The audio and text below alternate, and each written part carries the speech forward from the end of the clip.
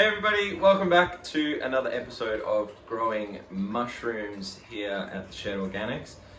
Today is episode 2. I've waited a little bit of time since episode 1, primarily because I wanted to reach out to some people in the community, get a little bit of a feel for the way that I'm going to be doing this whole mushroom grow, and get some feedback from a couple of people who are already well and truly in the mushroom game, and it's been awesome. I've got some really good advice. So there's been a couple of changes since the first episode, but there's plenty to do today, so let's dive straight into it.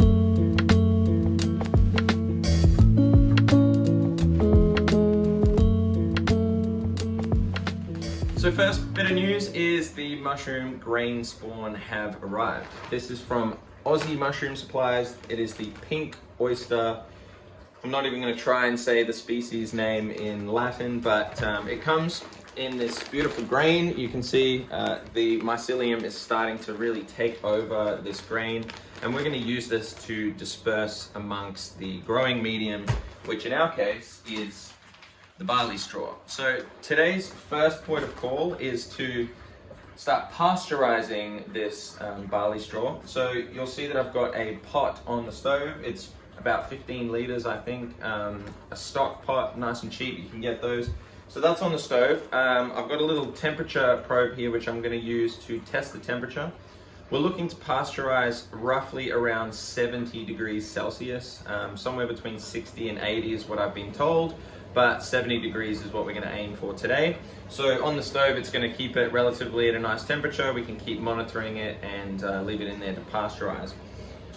What I do have as well out of shot is some hydrated lime, which I'm going to add to this as well. That just helps to kill off all of the spores that may possibly be in the straw or any other things, contaminants, bacteria, things like that. They're going to ruin our grow. So throwing a little bit of that into the water as well in a second before we put the straw in there. Okay, so here is the builder's lime. It's hydrated lime, and we're just going to probably add maybe a tablespoon into the water. So I'm just going to sprinkle a bit in.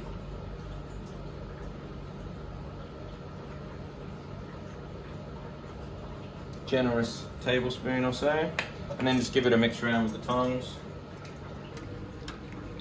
You can start to see it's sort of going a little bit cloudy there as well.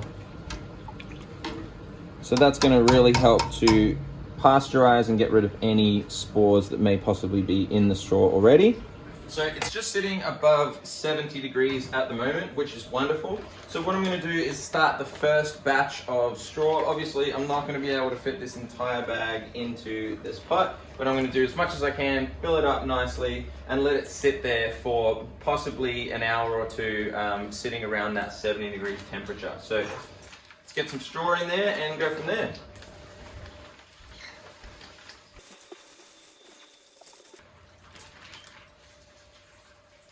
Get a bit more in.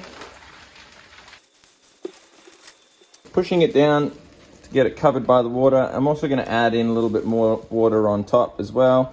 It also is going to hydrate this medium nicely so that we're going to have enough moisture in there for the spores to start thriving.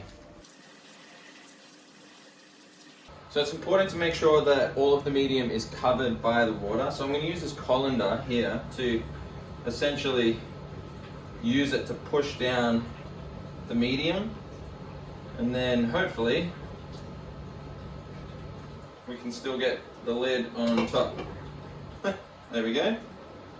So you can see the colander is holding down the medium, so all the straw is submerged underneath the water there, and it's going a bit of a funky color, but we're going to let that sit there. We're going to keep checking the temperature as well to maintain 70 degrees.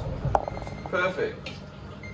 70.3 degrees. That's really perfect. So we're going to leave that for a couple of hours to make sure that all of the pasteurization happens in there for the straw, and then essentially rinse and repeat the process.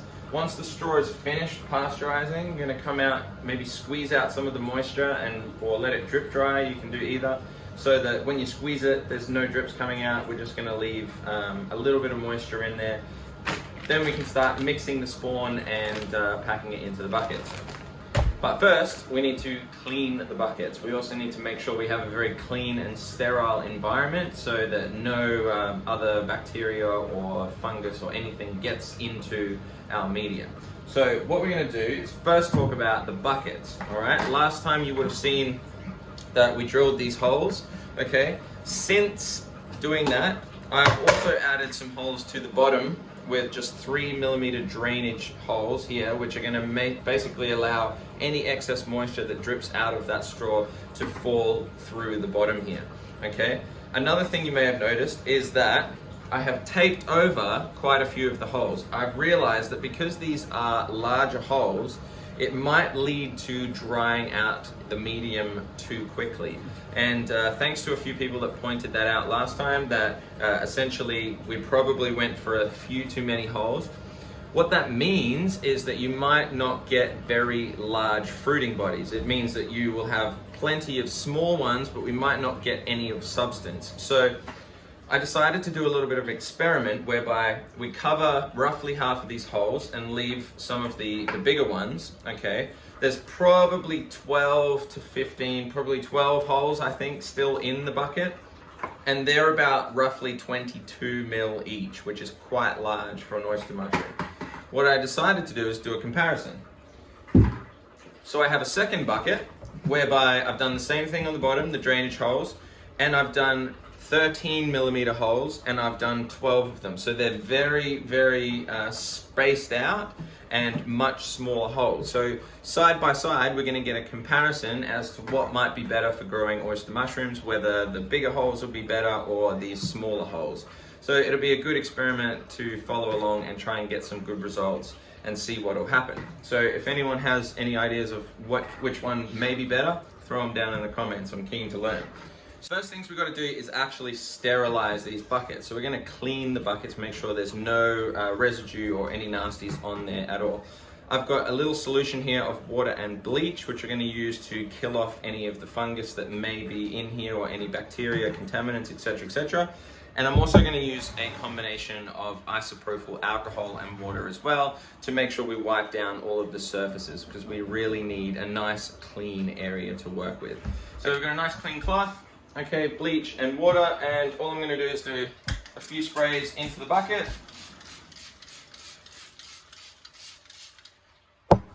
Woo! Smells nice and clean. And then just give it a nice wipe down on the inside.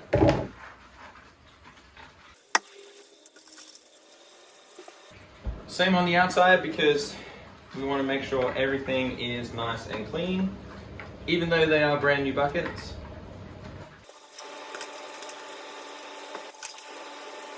They smell like a swimming pool or something. Once the bucket is clean, chuck the lid on, okay? Also remember to wipe the top of the lid, and then we're just gonna pop it aside in a clean place to dry out and stay nice and clean. Now, as I mentioned before, I taped up these holes. This tape is a PVC pipe tape. So PVC tape basically works because this is essentially a PVC bucket, and it's gonna make sure that no air or light or anything goes through those holes. So it's essentially just like an extra layer of bucket, as if I didn't drill the holes. So next time I'd probably not drill as many holes in hindsight, but that's where we're here to learn, and that's why the whole point of this series. Now, when the medium is finished pasteurizing and we've drip dried it and everything like that, the next protocol is to put these bits of tape, it's basically microporous tape, so it allows it to breathe. I'm going to put this tape over each of the holes when the medium is in there. So what that does is it allows it to not have any access to light, and it's not going to start fruiting. We want it to colonize all of the medium and basically take over the entire bucket before we allow it to start fruiting out the side. So this microporous tape is going to allow us to cover those holes, stop it from fruiting, and then when we want a fruit, we just peel it off and it allows the fruit to come straight out the side and the mushrooms. I've seen people not use this in various demonstrations. You can just put this inside another bucket and sometimes that works, or sometimes you just leave it in a cool dark place and it just does it on its own. But from the best advice that I've seen, I'm going to start using this and see how we go. Okay, guys, it's been about maybe 45 minutes, and I've just been looking up in that time to see what is the optimum amount of time that I want to keep it at that temperature with the hydrated lime. And it says, you know, any more than an hour and we're probably going to go a little bit too far. So what I said before about a couple of hours, basically that's probably going to be the entire process of doing a few batches of this. So 45 minutes seems to be the sweet spot. It's maintained its temperature at 70 degrees or just over for the entire time. And now I'm going to use this bucket here with the drainage holes in the bottom. I'm just sitting it on top of a bowl for any of the moisture to drain out. I'm going to start taking the straw, popping it into this bucket so that we can just leave it to drip dry, and basically kind of like a colander, it's going to dry out for us whilst we get on to the next batch. So first batch is done, so let's start moving it into the bucket. So using 2 pairs of tongs, we don't want to burn ourselves, and just going to try and separate some of it here, which is hard to do without getting it everywhere, and straight into the bucket. You may want to do this outside if it's a little bit messy, but this is the first go and we're just jumping in, having a bit of fun. Let it drip off a little bit before popping it across.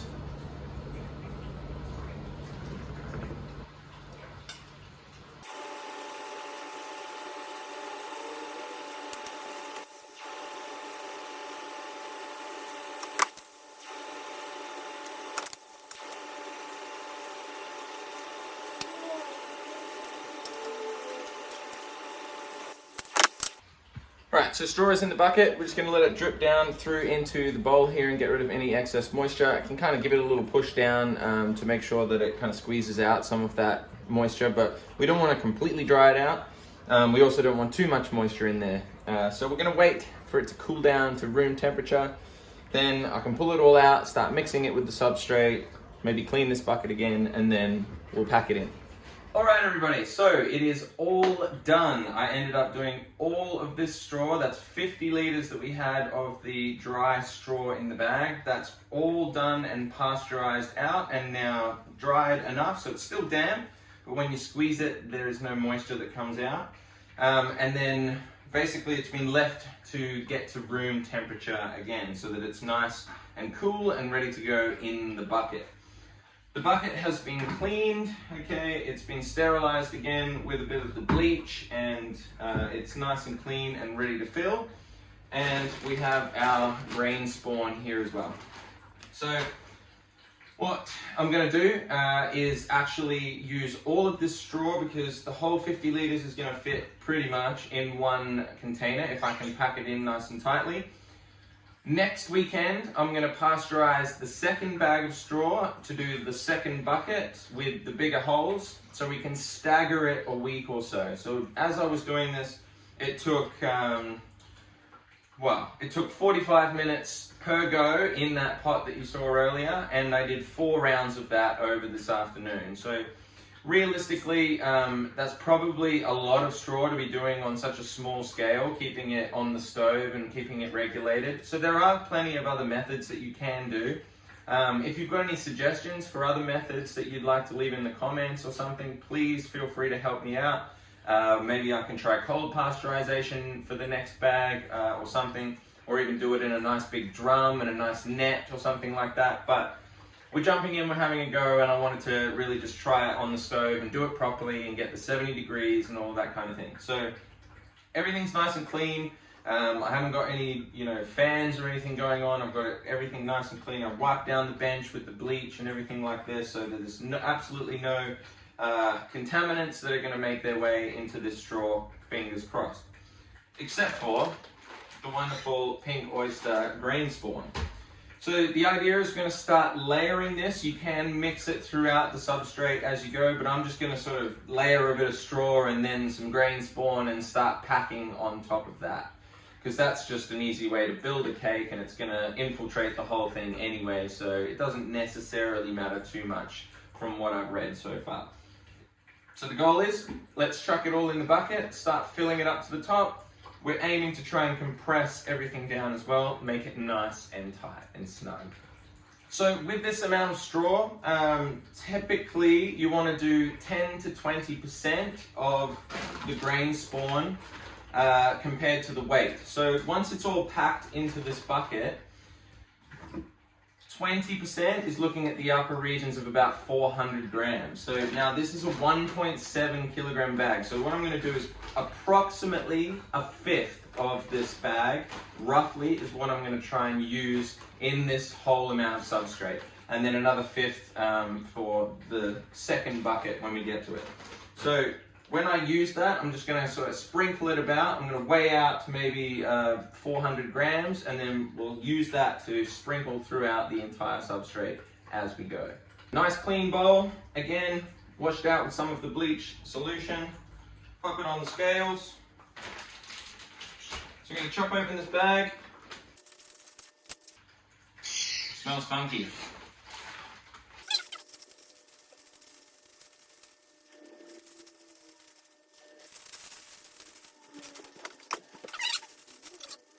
So I've just weighed out just over 350 grams of the grain spawn in this bowl, okay? And that much is going to be all of this substrate in one bucket. That's the goal. So we're going to start layering, bit of straw, bit of grain spawn, and work our way up to the top, kind of compressing as we go so that it's nice and tight in there as well. So start with a bit of straw. So you can see nice foundation layer in there. And we get some spawn.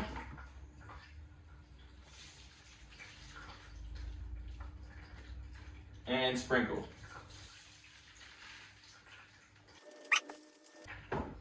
Another layer of straw.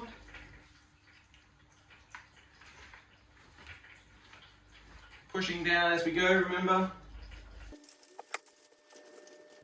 More spawn. And let's repeat the process.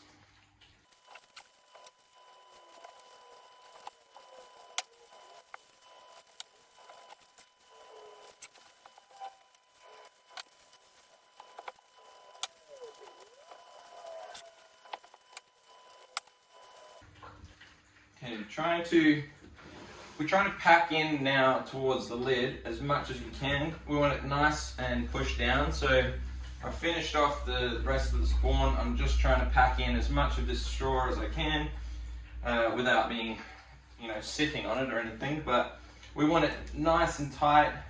Apparently the oyster mushrooms really enjoy a nice, tight, full substrate. So we're going to pack it in there.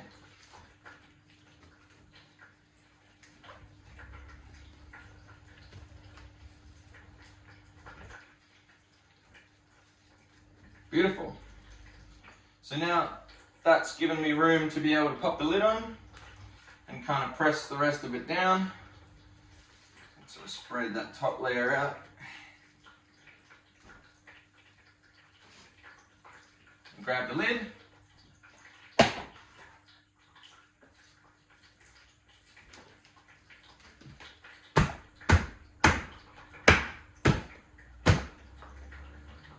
Beautiful. So, all packed in. I could probably go up and clean up some of these edges now.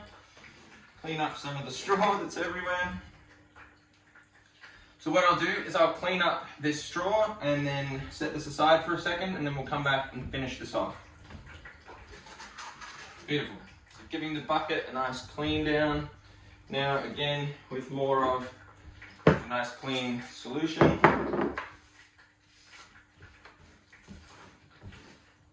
Get all of those little bits of stringy straw off if we can.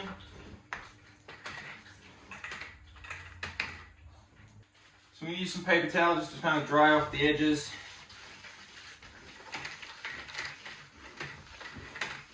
The reason we dried off the edges is because we now need to add the microporous tape to these holes. So whilst it's colonizing, we don't want any fruiting bodies to start coming out, or pinning as I've heard it called.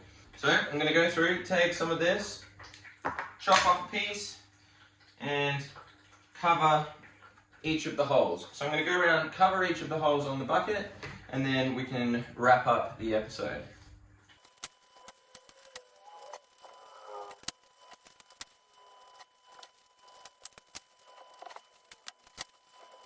Beautiful. So now we have all of the holes covered with the microporous tape.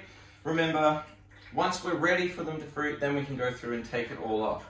But for now, this bucket is ready, it's completed, okay? I'm gonna go set it over in the studio just to sit at room temperature. I'm told it takes 1 to 2 weeks for this entire thing to be colonized, so I'll be giving you updates as to how that's looking. And once it's completely colonized, we have the whole thing taken over with the mycelium.